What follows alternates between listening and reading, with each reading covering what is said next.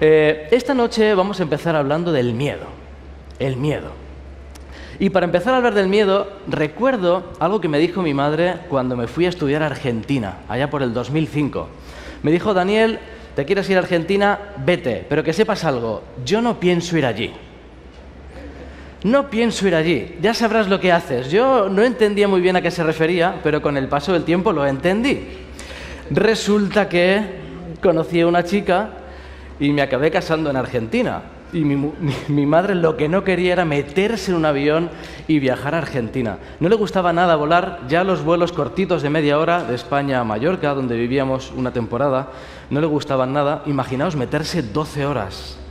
Era como una pesadilla para ella.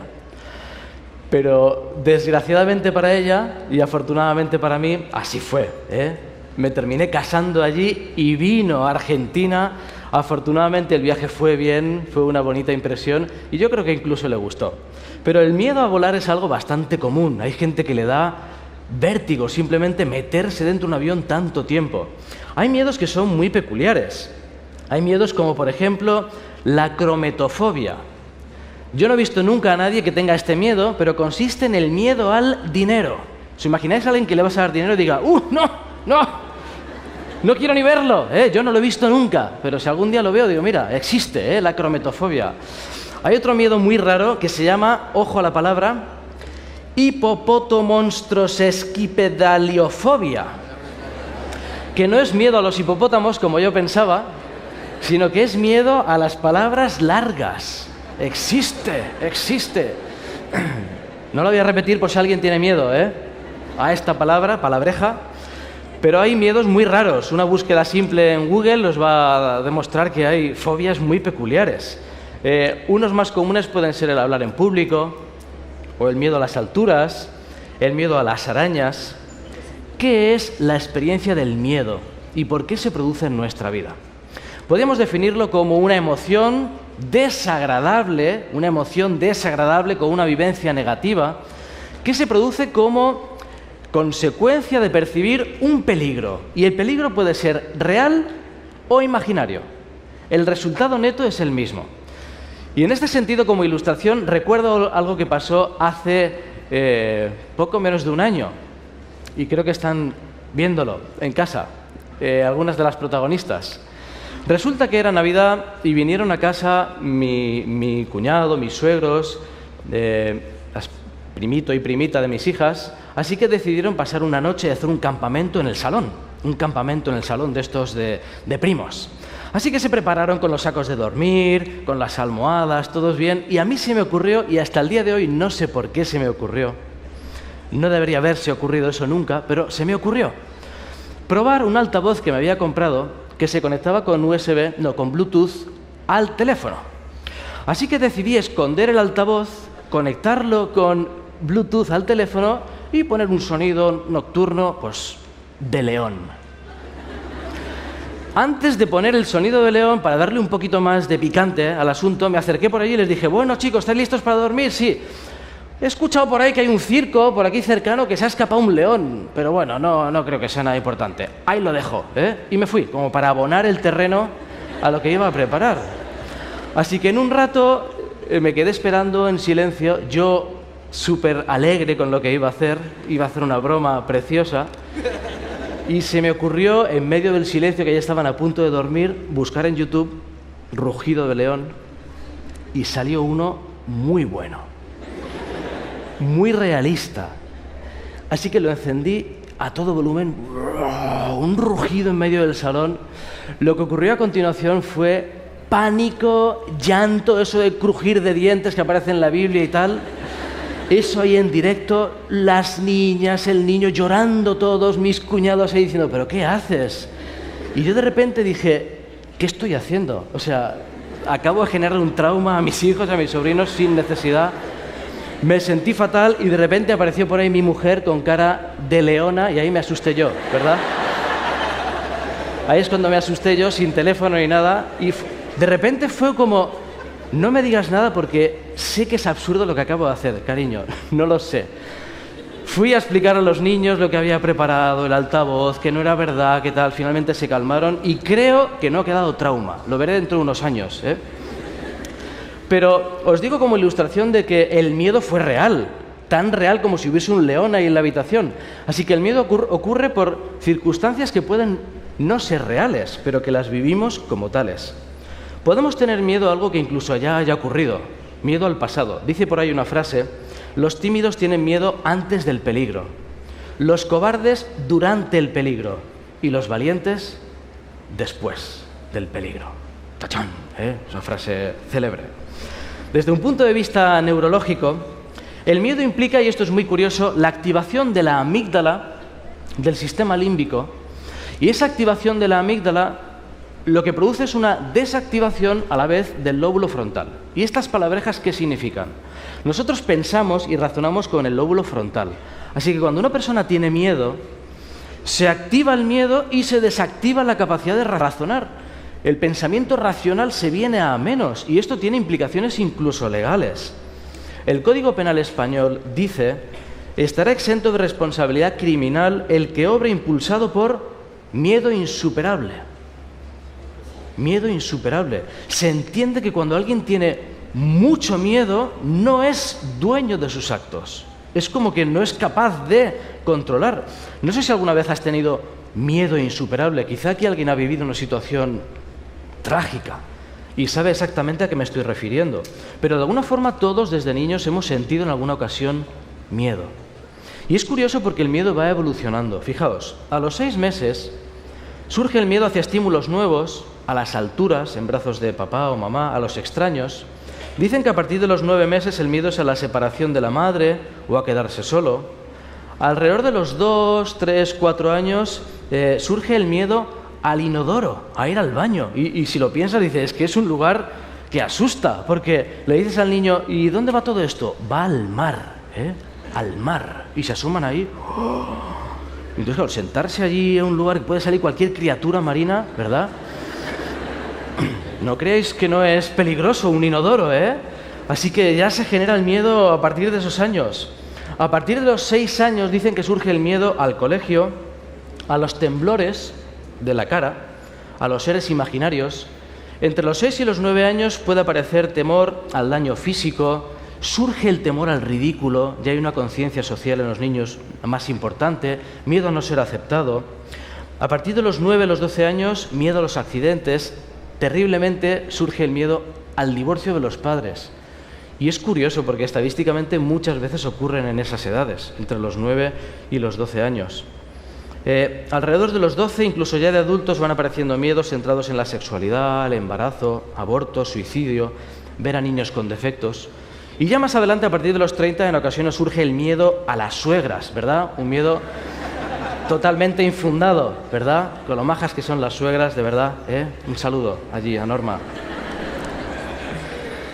El miedo, por tanto, tiene componentes innatos y componentes aprendidos. Y esto es muy curioso también. Si hay ahora mismo una explosión grande, todos podríamos sentir miedo. Y eso no sería malo, sería bueno, sería normal, deseable. El miedo tiene una función protectora, nos defiende, está ahí por algo. Sin embargo, en ocasiones tenemos miedo o aprendemos a tener miedo a cosas que no son necesarias. Recuerdo también cuando era niño, estábamos haciendo una visita con mi familia, con mi padre, que era pastor. De estas visitas que visitas a alguien y no apagan la tele, no apagan el televisor. Y está ahí el pastor dando el estudio o lo que sea y la tele puesta. Bueno, pues nosotros estábamos mirando la tele, Mientras mi padre daba el estudio, no sé, nosotros mirando la tele. Y era un documental de películas de terror. Pero ¿cómo se hacían? Y era un documental histórico de cómo el cine de terror había avanzado en el siglo XX y tal.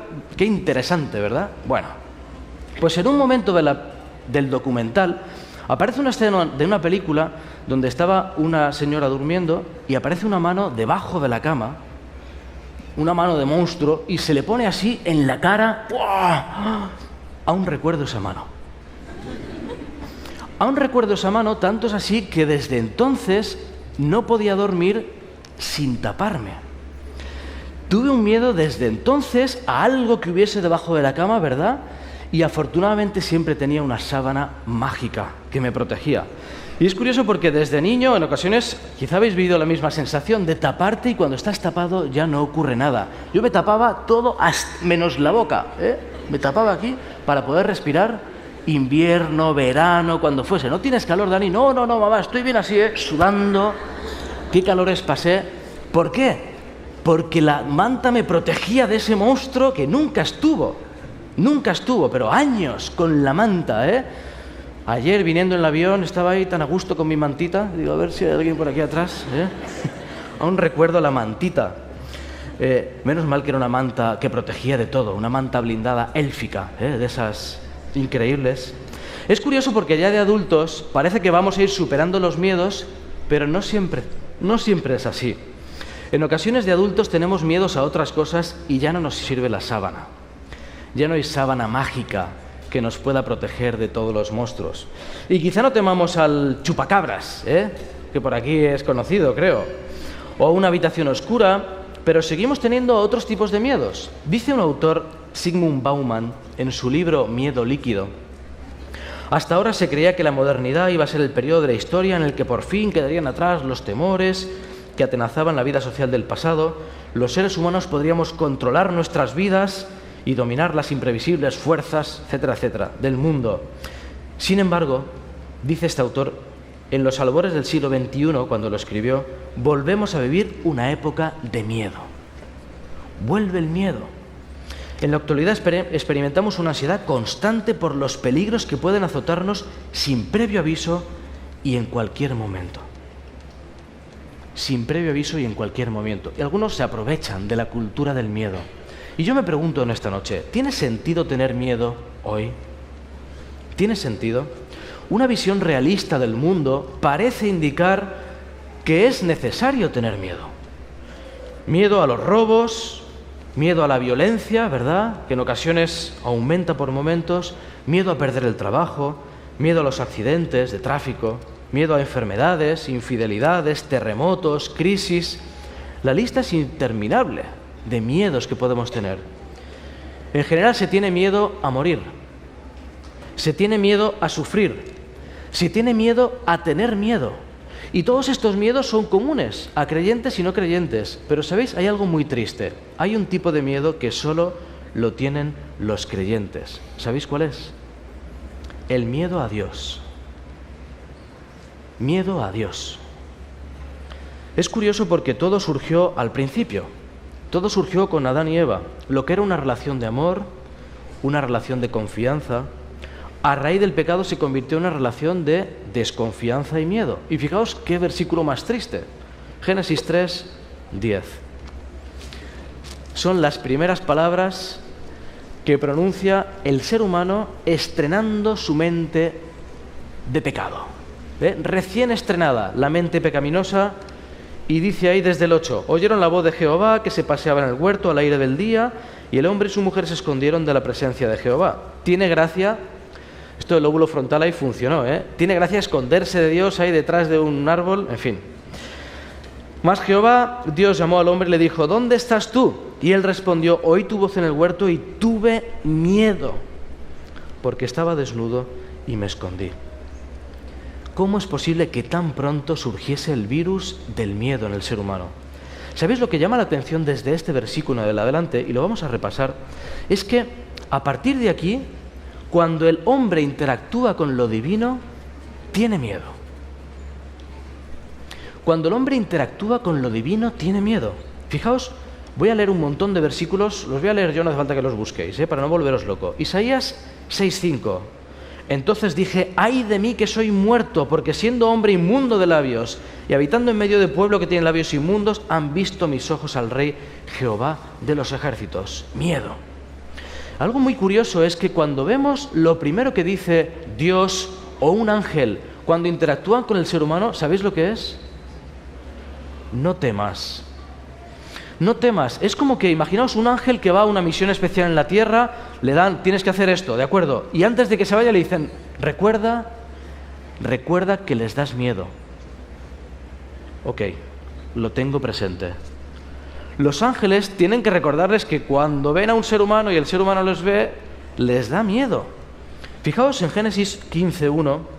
Después de estas cosas vino la palabra de Jehová a Abraham en visión diciendo, Abraham, no temas, yo soy tu escudo y tu galardón. Mateo 17:6, Transfiguración. Al oír esto, los discípulos se postraron sobre sus rostros y tuvieron gran temor, mucho miedo tuvieron. Marcos 9:6, porque no sabía lo que hablaba Pedro, pues estaban espantados. Lucas 1:13, Zacarías. El ángel le dijo: Zacarías, ¿qué? No temas, no tengas miedo, Zacarías. Tu oración ha sido oída y tu mujer Elizabeth te dará a luz un hijo. Lucas 1:29-30, María. Mas ella, cuando le vio, se turbó por sus palabras. Pensaba: ¿qué salutación es esta? Entonces el ángel le dijo: María, no temas. De nuevo lo mismo.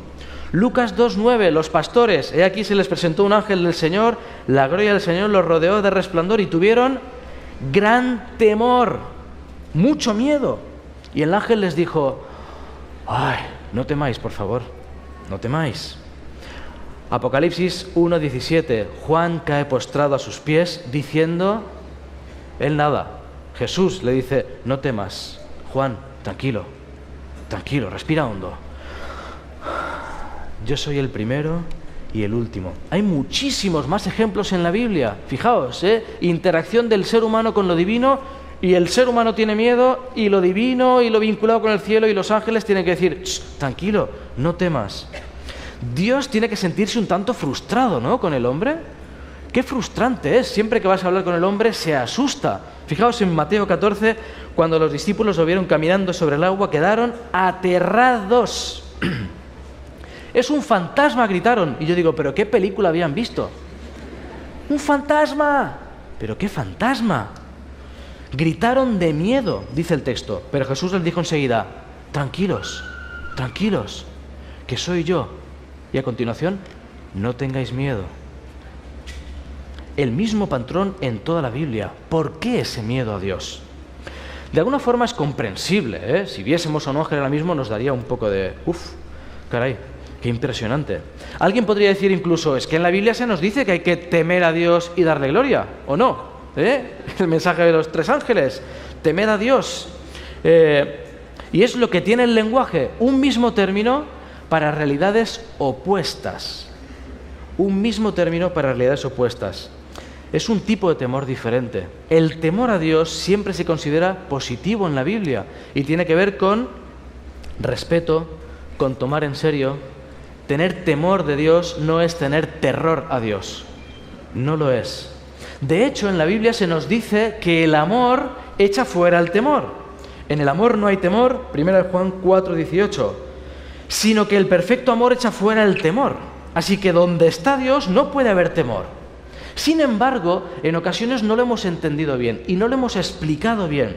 Dice François Baron en su libro El Dios ausente que muchos cristianos han crecido con el miedo a Dios desde la infancia.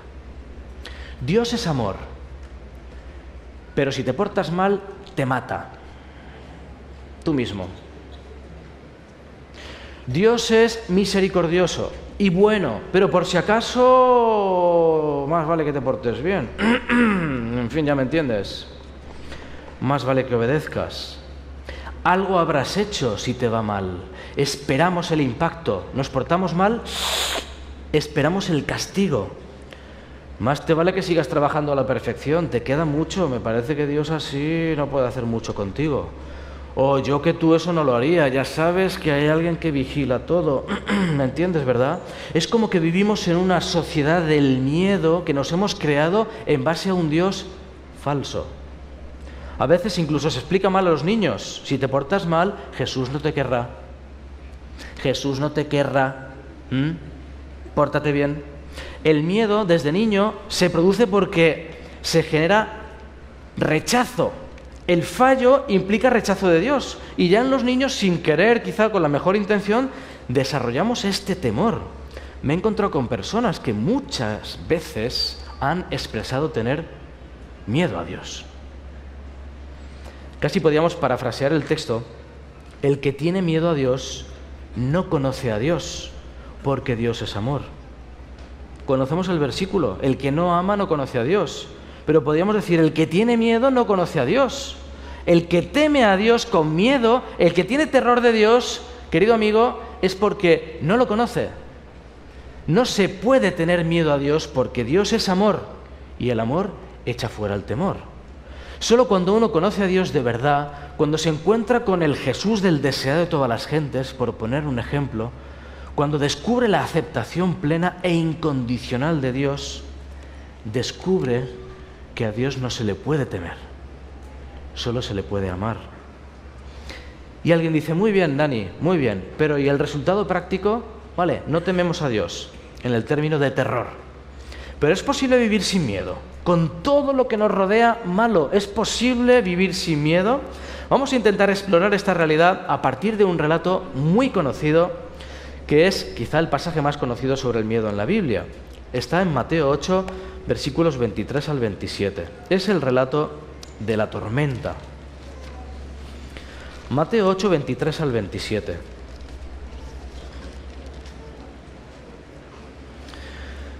Nos dice, como conocéis muy bien la historia, la leemos por encima, nos dice que se levantó una tempestad, una gran tempestad, una tempestad tan grande que las olas cubrían la barca, dice, pero él dormía.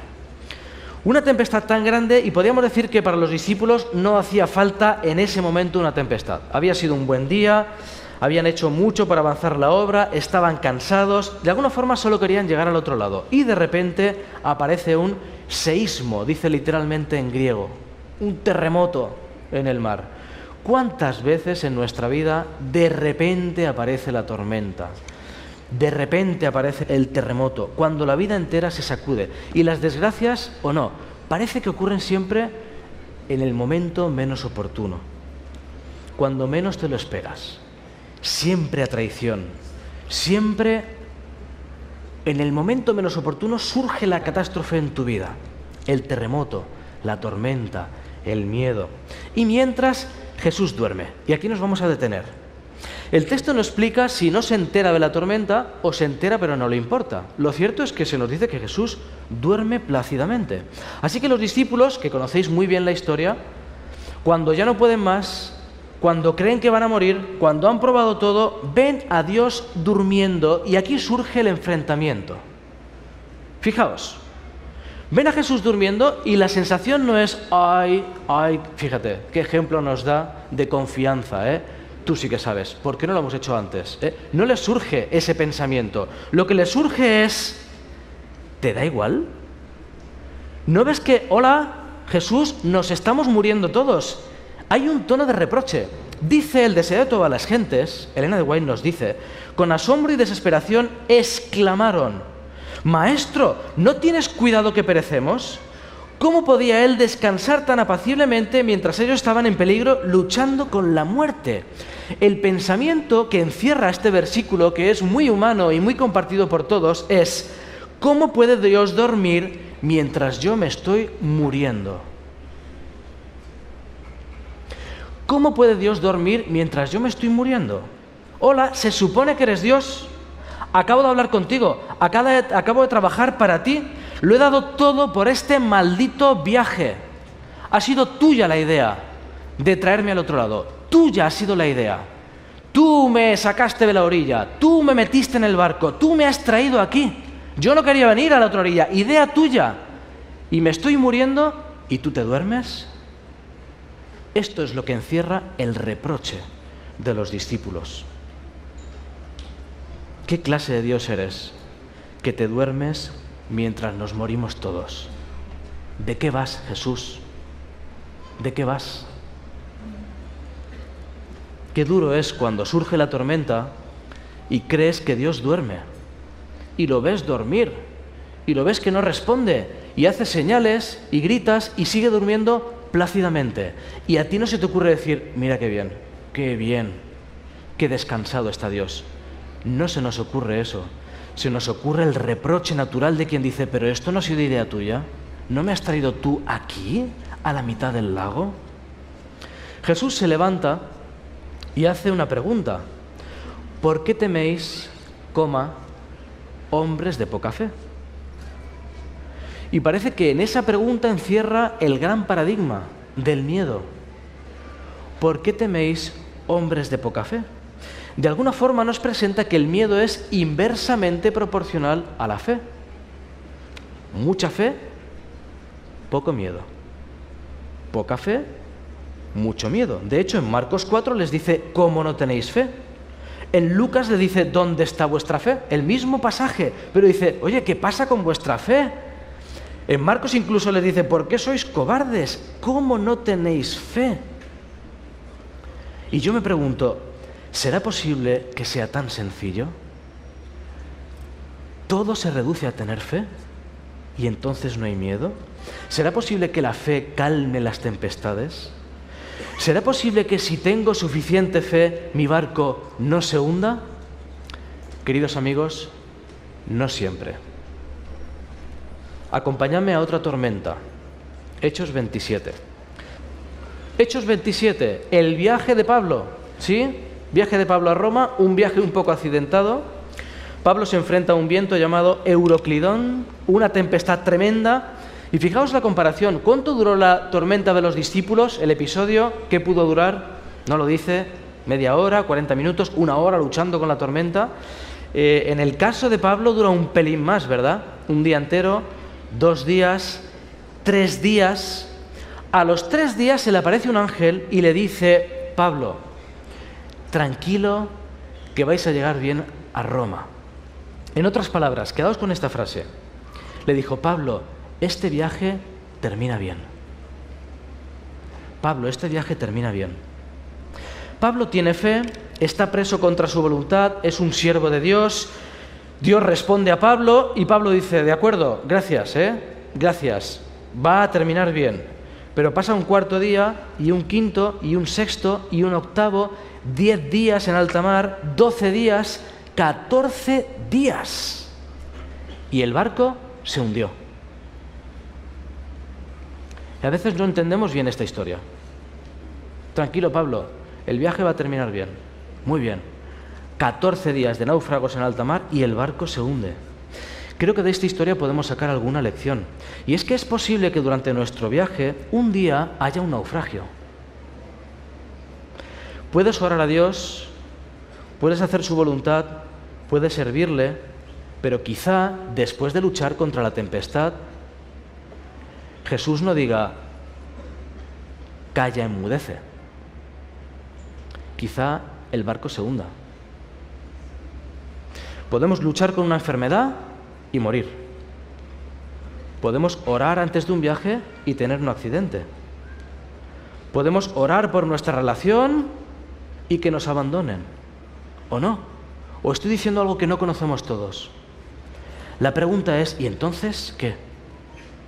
Entonces, ¿qué hacemos con el miedo? ¿Qué hago con el miedo, Señor? ¿Sabéis? Pablo nos da su ejemplo en esta misma historia. En medio del naufragio hay un pasaje fascinante donde nos dice cómo estuvo confiado, con paz y animando a todos. Y es Hechos 27:35. Habiendo dicho esto, tomó el pan, ¿verdad? Tomó un burrito, se tomó allí una gordita o lo que queráis, Tomó el pan de allí y dijo, así, en medio del naufragio, que no podía ni tenerse en pie. Espera un momentito. Gracias a Dios por esto, y partiéndolo comenzó a comer. Se comenzó a comer un pan, un bocadillo, un burrito, un algo delante de todos, como muestra de confianza. Y entonces todos, teniendo ya mejor ánimo, comieron también. ¿Sabéis? En otra ocasión Pablo y Silas estuvieron encerrados en un calabozo, ahí en lo profundo, atados, ¿y qué se les ocurrió hacer?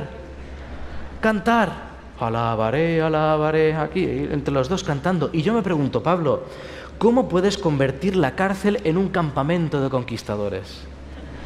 ¿Cómo puedes convertir un naufragio en un crucero? ¿Cómo puedes hacer eso? ¿Cómo es posible vivir así? ¿Sabéis qué clave creo que nos da el apóstol? Está en Romanos 14:8. Y vamos terminando ya. Es un versículo que me encanta porque encierra toda una filosofía de vida.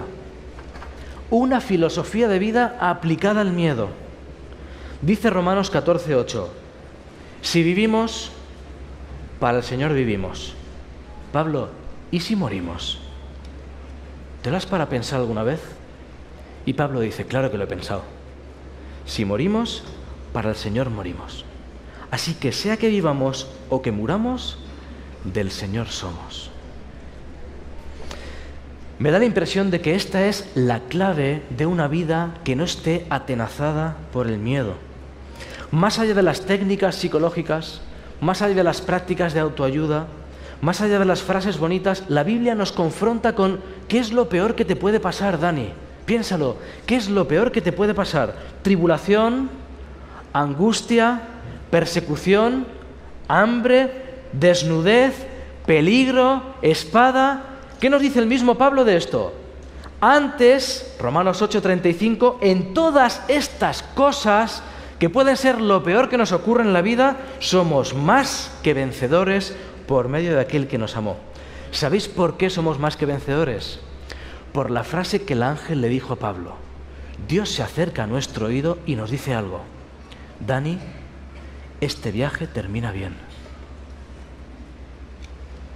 Señor, es que hay una tormenta que lleva 14 días. Tranquilo. Este viaje termina bien. Tienes que llegar a Roma. Y en nuestro caso, tienes que llegar a la Tierra Nueva. Vas a llegar. Señor, es que llevamos muchos días sin saber dónde estamos. Termina bien. El barco se está hundiendo. Termina bien. Nos hemos hundido todos. Tranquilo que el viaje termina bien. Esta frase sirvió a Pablo para aferrarse a una fe de la que no se soltó nunca. Esta historia termina bien. ¿Sabéis? Haya tormenta o no haya tormenta, haya salud o no haya salud, haya dinero o no haya dinero, haya muerte o no haya muerte, haya amor correspondido o no. Quizá Dios calme la tormenta o quizá el barco se hunda. Da igual. Este viaje termina bien. Hay una pequeña ilustración. Una niña estaba leyendo un libro de una historia donde había un personaje muy malo, muy malvado. Así que lo está leyendo y dice, qué malo es, y no se contiene y se va a leer el final. Lee el final de la historia y ve lo que le ocurre y vuelve y le dice, si supieras lo que te espera. Y leyó el libro con otra actitud. ¿Sabéis? Conocemos el final de la historia. Y esta es la clave que nos presenta Pablo y toda la Biblia. Recuerda, querido hermano, pase lo que pase, el final de esta historia está escrito. El final de esta historia lo conoce el Señor. Este viaje termina bien, ocurra lo que ocurra de este lado del cielo. Termina bien. Ojalá podamos recordarlo siempre y tengamos en mente estos dos versículos de Isaías, el que han leído para empezar, el versículo 10 y el versículo 13, con los que me despido. Isaías 41, 10 y 13. No temas porque yo estoy contigo. No desmayes porque yo soy tu Dios que te esfuerzo. Siempre te ayudaré, siempre te sustentaré con la diestra de mi justicia. Y el 13, porque yo soy tu Dios quien te sostiene de tu mano derecha y te dice, no temas, yo te ayudo. No lo olvidemos nunca. Que Dios os bendiga y hasta mañana.